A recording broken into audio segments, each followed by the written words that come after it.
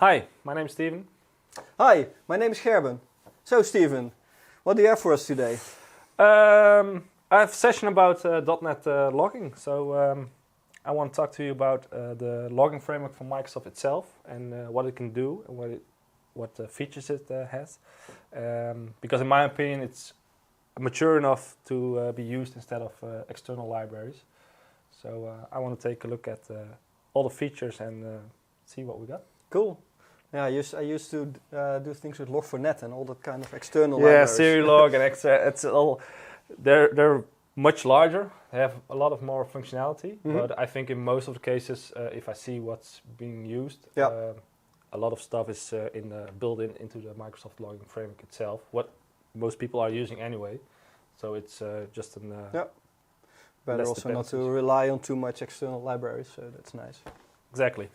So this is going to be a two-part session. In the first part, I want to talk a bit about the basics and how you use the logging framework and a little bit of LoggerMessages, log properties, how you can use them to make your logging more efficient and more clear. And in the second part, I want to talk a bit more about the redactors and enrichers, which functionality you can use inside the framework.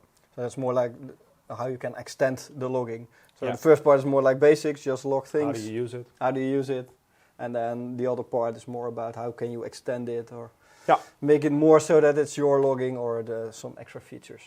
That's right. Okay, cool. So let's dive right in. I've got a demo project set up. We'll make sure that the code will be available for everyone. And as you can see in my project, I have a few endpoints created. For each part of the functionality, I created a separate endpoint. So I just want to go through them one by one and explain what's going on and, of course, show the code that's behind it, if that's possible. It's nice to see that you use a minimal API, so the code is also minimal and in one screen. So I want to make it so compact as possible, so we can just focus on the demo code itself. Cool. So let's start with the basics. As you can see, I got a basic endpoint and I want to log some information when the endpoint is called. In this case, I want to report what the endpoint is named and what kind of HTTP method it was. So as you can see, I just used the iLogger frame interface. So this is the interface that is provided by Microsoft inside the package. And if we go to my CH project file, you can see that it's just a normal Microsoft extension logging package. We all get to know. Yep. Well, that's basically it. Using dependency injection, you can just inject your own iLogger instance. Common sense is to just use the class that you're using as a parameter. And then you can just use that logging syntax and you can log, in this case, a debug message. But of course, if you want to, you can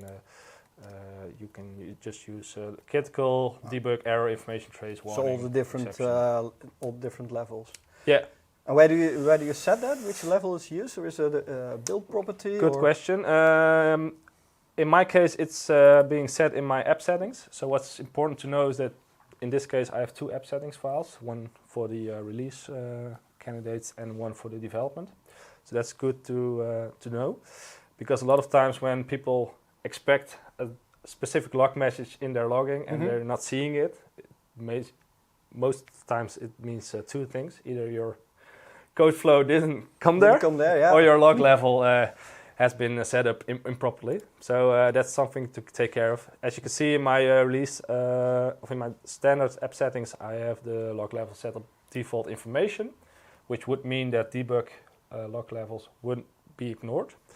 So that's a lower level than information. And so debug's the lowest, and information, and then you get warning, tracing, warning, errors, and exceptions.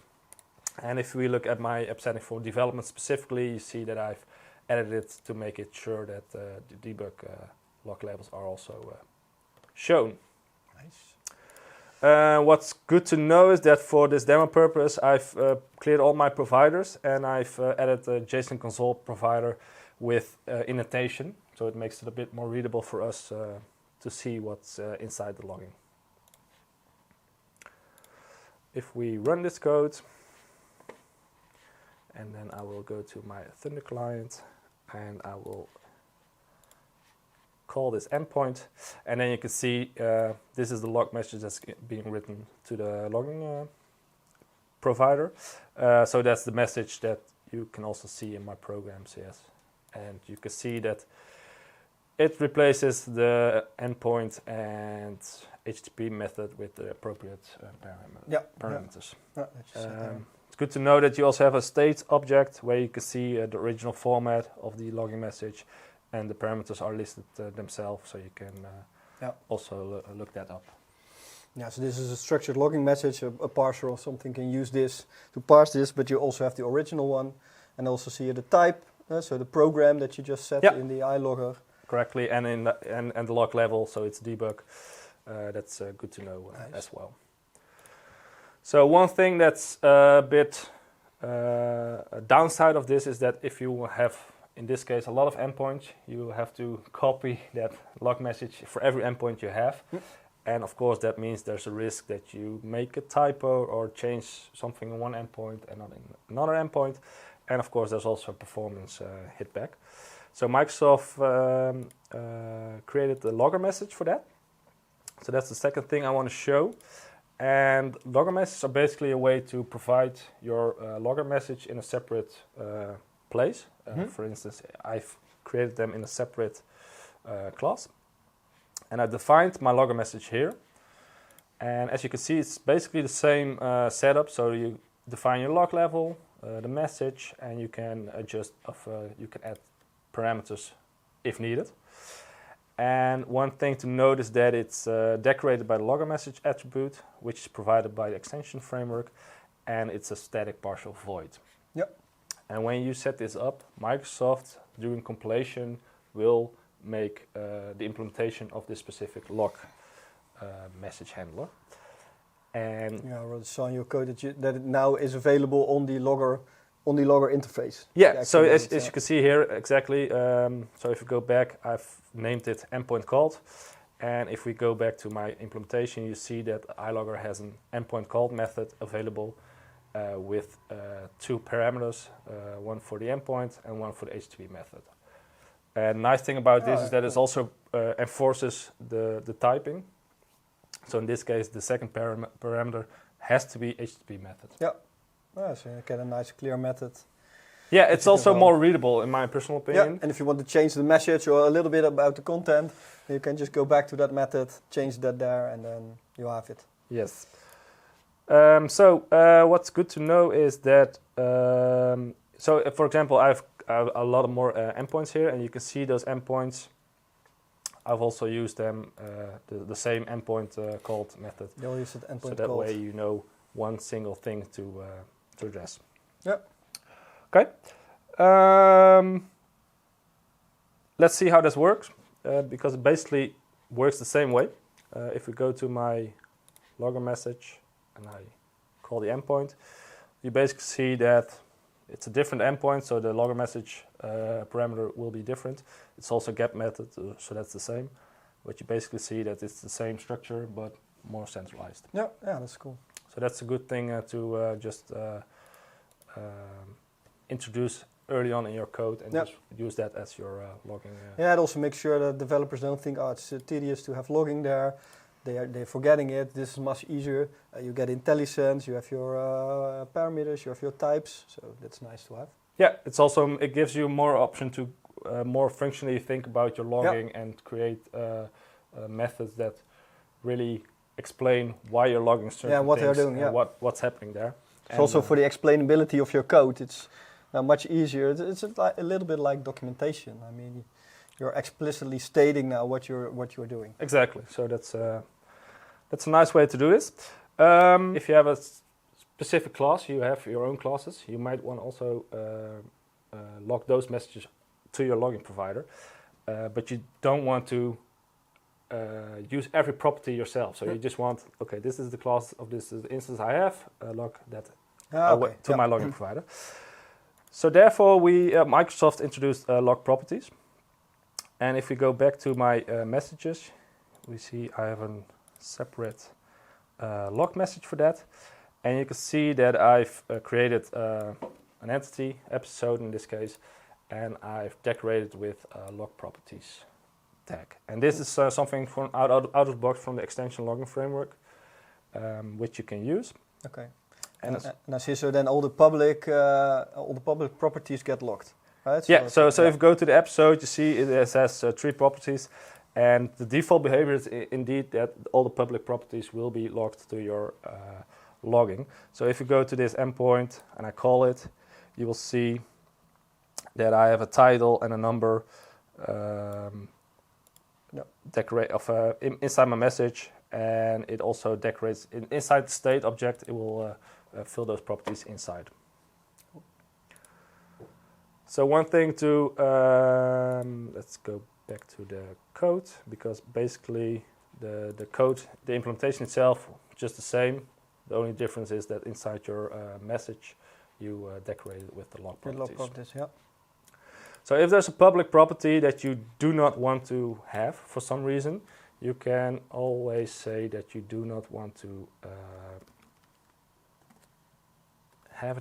ignore it inside in your logging. And when you do this, it will ignore that specific property. So in this case, I'm saying, okay, the title, I don't want to see that in my logging. Yep. So when we run this again, I think it's also good if you have like privacy data or something that you don't want to show, maybe an email address or Sophie numbers or something like that. So then you can omit it from logging. Exactly. So it gives you a more freedom about how your objects will behave inside your logging. Yeah. But for example, if you have a property that has a large data or bytes or whatever, you can also ignore it because you don't want to clutter your logging with that. I think from a security perspective, it's something that you need to be aware of, because if you just log that object and then somebody comes in, adds a new property, doesn't think about this, and then that property gets then logged. And you still have the problem that it's inside your logging. Yeah. So if you call the same method, you will see that the title isn't available now, and only the description and number is being shown. So that's something to address. Do keep in mind that for security and privacy, we have a lot of more options. Okay. So we'll come back to that later on. Nice. So the next thing I want to talk about is the usage of tag providers, because one thing you might have seen already is that using these log properties will mean that if you have business entities, you are cluttering your business entity model with your logging functionality. And of course, there's enough to be said to separate those two things. Yeah. And that's where tag providers come in handy. So I will go to my episode tag provider. This is a tag provider I created specifically for the episode entity. And you can see that it's just an internal static class with one method. There's no interface or whatever you need to apply on. But if the method you define need to have a tag collector, and of course the entity you want to manipulate in this case.